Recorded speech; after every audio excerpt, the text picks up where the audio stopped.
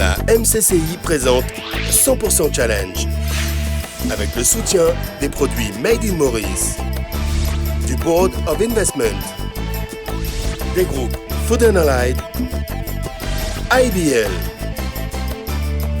UBP, Taylor Smith et SGS Mauritius, de la SBM et Sotravic, l'ARIM et Natech Medical, avec la collaboration de DCDM Research, Touchpoint et le groupe La Sentinelle. Une production Digital Island. Mesdames, Mesdemoiselles et Messieurs, bienvenue dans ce nouveau numéro de 100% Challenge. Pour sa 4e saison, notre émission vous donne rendez-vous chaque semaine avec le monde des entreprises afin d'y découvrir leurs stratégies, les femmes et les hommes qui les font vivre, ainsi que leur savoir-faire. Pour vous présenter nos rubriques, nous sommes aujourd'hui à Pointe-aux-Canonniers.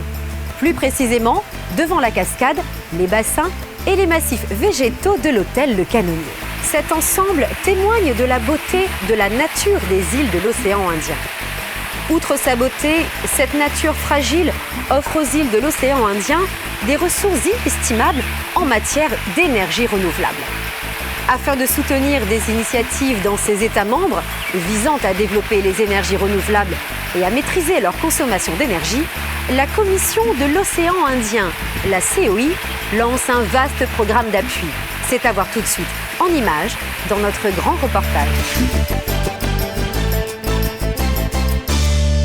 Les Comores, les Seychelles, Madagascar, Maurice et La Réunion ne manquent pas de points communs. L'histoire, le métissage et des valeurs de tolérance sont de ceux qu'aime mettre en avant Jean-Claude de Lestrac. Comptant parmi les fondateurs de la Commission de l'océan Indien et actuel secrétaire général de cette organisation intergouvernementale qui réunit 5 États, Jean-Claude de Lestrac soutient avec la même conviction que ces territoires doivent relever ensemble de nouveaux challenges. L'accès à l'énergie et la préservation de l'environnement ne sont pas les moindres. D'où le lancement par la COI d'un programme sur 4 ans avec un budget de 15 millions d'euros financé par l'Europe pour le développement des énergies renouvelables et de l'efficacité énergétique. Avec le soutien financier de l'Union européenne, la Commission de l'océan Indien s'engage dans un vaste projet. Différents résultats attendus. D'abord, la sensibilisation, parce que contrairement à ce qu'on peut penser, il y a beaucoup d'informations à faire circuler, à la fois sur les défis, sur les problèmes, mais aussi sur les opportunités. Au fait, ce projet va consister à faire savoir à l'ensemble de nos États, les gens du gouvernement, autant que le secteur privé, mais aussi les ONG, sur les énormes opportunités qui vont s'offrir à eux dans le secteur des énergies renouvelables. Le projet vise à aider les membres de la COI à avoir accès à des sources d'énergie modernes, efficaces, fiables, diversifiées et surtout renouvelables. Il touchera au quotidien des milliers d'hommes et de femmes de l'Indienne-Océanie. Le potentiel de développement est là. Pour qu'il s'exprime, affirme son secrétaire général, la COI coordonnera des actions s'inscrivant dans les stratégies existantes, lesquelles ont déjà permis des réalisations, comme à Madagascar, la centrale thermique BECT d'Anding, contribuant à l'électrification des zones rurales, elle utilise comme combustible la biomasse. L'électricité est produite par la vapeur qu'on a eue avec le bois d'eucalyptus. L'eucalyptus, ici, ce sont des arbres. Quand on le coupe, et tout de suite, il se repousse presque deux ou trois fois de plus. On a utilisé aussi la déchet de la scierie. En fait, la centrale, c'est pour alimenter, donner de l'électricité aux petits villages à côté là. Et puis, intégré par l'Union européenne avec la scierie. Actuellement, j'en ai une centaine de clients. C'est pour l'éclairage public, l'éclairage domestique. Et pour les épiciers, il y en a des réfrigérateurs, des congélateurs. Si le charbon de bois produit dans les forêts de la Grande Île est encore le combustible le plus utilisé à Madagascar, les énergies fossiles contribuent à l'essentiel de la production d'électricité. Son développement passe donc impérativement par des sources renouvelables qui ne comptent actuellement que pour 1% de cette production. Pour les pouvoirs publics, les défis varient selon qu'il s'agit de desservir les zones rurales ou urbaines, sur un territoire immense. Heureusement, presque partout, il y a de l'eau, beaucoup d'eau, et donc un potentiel hydroélectrique tout aussi immense. Dans l'électrification urbaine et industrielle, on a besoin d'augmenter la capacité de production par l'introduction des grands sites hydroélectriques qui vont jusqu'à 300 MW pour renforcer la capacité de production. Et dans l'électrification rurale, on veut dans les années à venir avoir 100% énergie renouvelable. On va exploiter les sites hydroélectriques des villages pour construire des micro-centrales hydroélectriques. On va exploiter le potentiel d'énergie solaire qui existe. On va exploiter le vent. Le vent, c'est justement l'option qui est en pointe en matière d'énergie renouvelable aux Seychelles. Et ce, depuis la mise en service d'une ferme éolienne à Mahé. La ferme éolienne de Port Victoria est un ensemble de 8 turbines développant une capacité totale de 6 MW. Il est opérationnel depuis août 2013 et doit fournir 7 millions de kWh par an, ce qui permettra aux Seychelles d'économiser 1 800 000 litres de fuel chaque année. Ce nouvel équipement compte pour 2,4% de la fourniture totale d'électricité qui est pour le reste complètement dépendante des hydrocarbures. Afin de réduire cette dépendance, les pouvoirs publics réforment la politique énergétique en profondeur, en associant le secteur privé, ce qui correspond totalement aux orientations de la Commission de l'océan Indien. Premièrement, il faut permettre à tout le monde, tous les consommateurs, d'investir dans les énergies renouvelables. Ça veut dire qu'ils peuvent installer sur leur toit de leur maison des panneaux photovoltaïques et vendre sur le réseau l'électricité qu'ils ne consomment pas. Deuxième point, c'est que on va ouvrir le marché de la production d'électricité aux Seychelles. Maintenant, pour le moment, c'est monopolisé. Il y a la PUC qui produit l'électricité. Maintenant, on va changer tout cela. On va ouvrir et on va accueillir les investisseurs séchellois ou bien étrangers. Ils peuvent investir dans des grandes installations photovoltaïques, par exemple, produire de l'électricité, vendre à la PUC. Tout en encourageant la production de chaudes solaires dans les lieux d'accueil des touristes, cette stratégie vise un but très clair, faire une place plus importante au solaire photovoltaïque. Une solution retenue aussi par l'Union des Comores pour stabiliser la fourniture d'électricité, comme dans le centre de santé d'Ouzouani, à 1 heure de route de Moroni. Il y a 19 villages desservis dans ce centre et 3 postes de santé qui dépendent du centre de santé. La consultation médicale, consultation prénatale, des accouchements, d'hospitalisation, des vaccinations et aussi de consultation mère-nourrisson. Il y a différents panneaux. Les panneaux pour la lumière et un panneau pour la vaccination et 2 panneaux pour le laboratoire. Dans l'archipel, 75% de l'énergie consommée sont issues de la biomasse, à savoir le bois, utilisé pour la cuisson. La fourniture en électricité est actuellement assurée presque complètement par des centrales au gasoil. Afin de développer l'électrification des îles, la puissance publique se tourne vers les énergies renouvelables. Dans le bilan, elle ne compte que pour 1% de la puissance installée, mais ça devrait évoluer. On a les objectifs à court terme, c'est d'augmenter jusqu'à 10% la part des énergies renouvelables à court terme. Et à long terme, c'est aussi d'aller jusqu'à 50%. Dans l'île de la Grande Comore, les énergies renouvelables seront développées à court terme par le solaire et l'éolienne et à long terme par la géothermie. Dans les autres îles, on va développer le potentiel hydroélectrique qui existe déjà. Hydroélectricité, c'est aussi un des axes de développement des énergies renouvelables voulus par le gouvernement mauricien. Pour le développement des énergies renouvelables à Maurice, selon notre plan stratégique, nous avons fixé un objectif de 35% en 2025 contre 20% actuellement.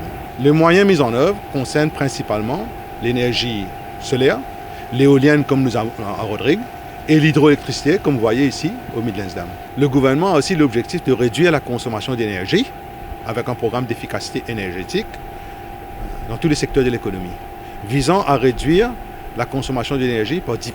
Des entreprises mauriciennes sont en effet déjà engagées dans l'amélioration de l'efficacité énergétique. Encore un axe qui tient une large place dans le projet de la Commission de l'océan Indien. Sur cette île où le tourisme, pour demeurer un pilier de l'économie, doit s'orienter vers le développement durable, les nouveaux établissements montrent la voie.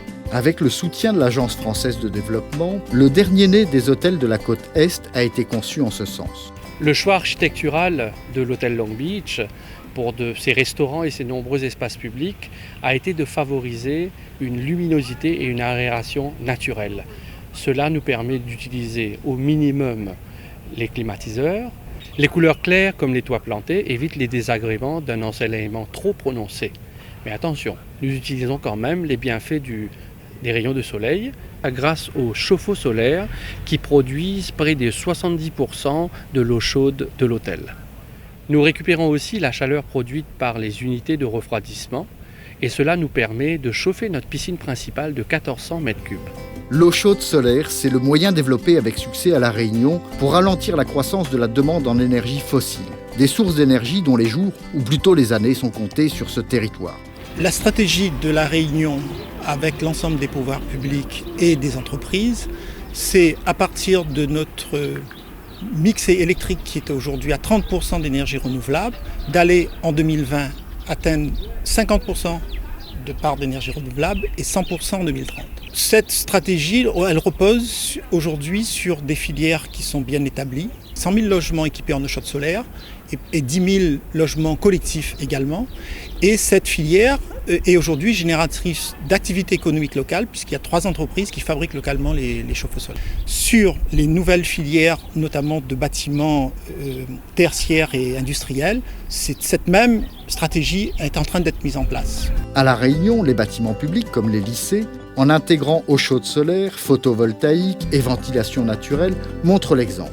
Mais le secteur privé n'est pas en reste. En matière d'efficacité énergétique, des expertises remarquables sont développées. Par exemple, au sein de l'entreprise Corem, dont le siège social est un bâtiment à basse consommation, le premier ayant vu le jour dans un environnement tropical. Lorsque nous avons commencé ce projet, le principe qui a prévalu, c'était ce qu'il faut, là où il faut, quand il faut, en termes de température et pour la lumière. Donc nous avons mis en place des équipements qui automatiquement s'allument ou s'éteignent, ou qui réagissent à des fonctions de température extérieure et qui donnent une performance énergétique de 37 kWh par an. Sur ce projet, nous avons décidé de manager l'énergie. Manager, c'est mesurer. Donc nous avons implémenté le logiciel Théo, qui est de notre conception, afin que chaque utilisateur ait une connaissance de ses impacts de la veille pour que le lendemain, il puisse progresser. Le savoir-faire qui a été mis en œuvre sur ce bâtiment, reconnu par une norme internationale de management de l'énergie, permet de dire qu'un bâtiment construit suivant ce référentiel en milieu biotropical peut être reproduit sur des bâtiments à usage professionnel dans toute la zone océan Indien. Cette proposition n'est pas sans rappeler les objectifs du programme de la Commission de l'océan Indien. Les objectifs de notre programme énergie renouvelable et efficacité énergétique, financé par l'Europe, sont très larges. Ils vont du développement des compétences, à l'amélioration de la réglementation, à la création de labels et surtout à la sensibilisation bien évidemment et à la création de systèmes de production d'énergie renouvelable dans les îles. Cette création va passer par des appels à propositions auxquels nous l'espérons vont répondre les entreprises privées. Donc nous avons besoin du secteur privé et du secteur public pour mener à bien nos objectifs. La COI est un facilitateur et c'est de cette façon, en s'intégrant dans les dynamiques des îles, que nous réussirons à atteindre nos objectifs. En aidant les pays membres à réduire leurs émissions de gaz à effet de serre, mais aussi l'impact des chocs externes comme l'augmentation des prix des combustibles importés qui pèsent sur leur développement, la COI espère bien réconcilier durablement économie et écologie et, selon le vœu de son secrétaire général, favoriser ainsi le développement durable et l'attractivité de l'Indienne-Océanie. Stimuler le recours aux énergies qu'offre la nature afin de mieux la préserver et encourager la maîtrise de l'énergie, c'est donc le but du programme de la Commission de l'océan Indien, réalisé avec l'appui financier et les expertises de l'Union européenne. À sa façon, le centre de bien-être aménagé dans ce banyan est aussi une illustration du même principe. Ici, la nature sert de cadre à des activités visant à stimuler et redonner de l'énergie aux utilisateurs des cabines de massage. Des clients qui viennent et reviennent à Maurice car ils apprécient les efforts accomplis par notre secteur hôtelier, lequel contribue largement au développement de l'économie mauricienne. Afin de vous montrer d'autres développements de l'économie mauricienne, je vous donne rendez-vous en 2014 pour une nouvelle saison de 100% Challenge. C'est en janvier que vous retrouverez votre émission sur le monde des entreprises, les femmes et les hommes qui les font vivre, ainsi que leur savoir-faire. Merci d'avoir été avec nous, bonne soirée et à l'année prochaine. La MCCI vous a présenté 100% Challenge. avec le soutien des produits Made in Maurice, du Board of Investment, des groupes Food & Allied, IBL, UBP, Taylor Smith et SGS Mauritius, de la SBM et Sotravic, l'ARIM et Natech Médical.